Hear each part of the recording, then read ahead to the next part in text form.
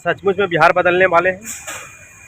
सुन के अजीब लगता होगा, लेकिन शायद सोचता होगा तो बिहार के जितने भी पब्लिक है, जितने भी लोग हैं, उनको शायद अचंभित होता होगा कि आखिर कैसे भाई बिहार का भविष्य सुधरेगा।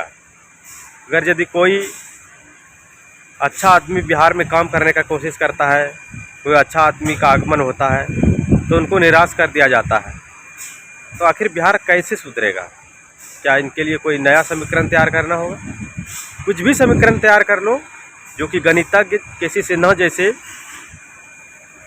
यहाँ के जो कि गणितज्ञ है बिहार के, उनको जब ये लोग निराश कर सकता है, तो क्या समीकरण और क्या भूगोल, क्या इतिहास, कुछ नहीं है।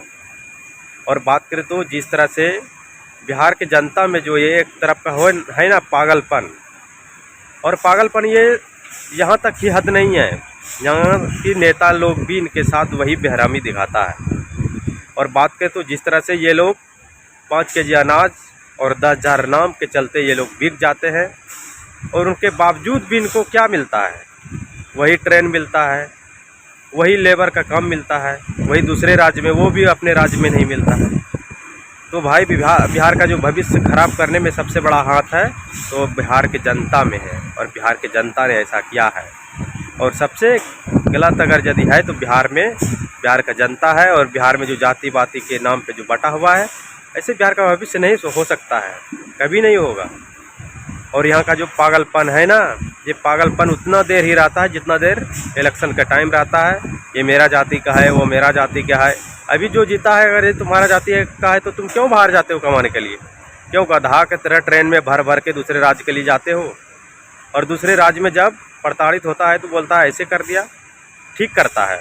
अगर यदि भाषा के नाम पे है, और अगर यदि किसी भी तरह से बाहर में पिटता है तो वो अच्छा करता है। और ऐसा करना चाहिए तुम लोग के साथ, क्योंकि तुम लोग वैसे उसी का काबिल हो। तुम लोग अच्छाई कभी नहीं चाहे हो, और तुम लोग सिर्फ अपना कुछ नहीं है, अंदर में कुछ नहीं है, लेकिन बाहर से भौकाल दिखाते हो। तो भौकाल दिखाने से नहीं होगा।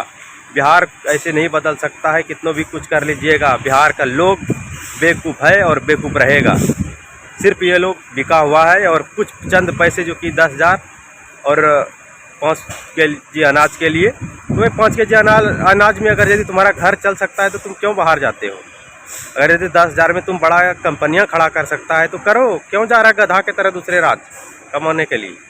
तो इसमें कुछ नहीं होने वाला है। बिहार का जनता सबसे बेवकूफ़ है और बेवकूफ़ रहेगा, क्योंकि बिहार के जनता को सिर्फ कहता है ना कि हराम का खाने का आदत पड़ गया है, और बिहार में बदलाव नहीं हो सकता। जैसे प्रशांत किशोर जैसे महान योद्धा मैदान में उतरा, किसी से न जैसे गणितज्ञ मैदान में उतरा।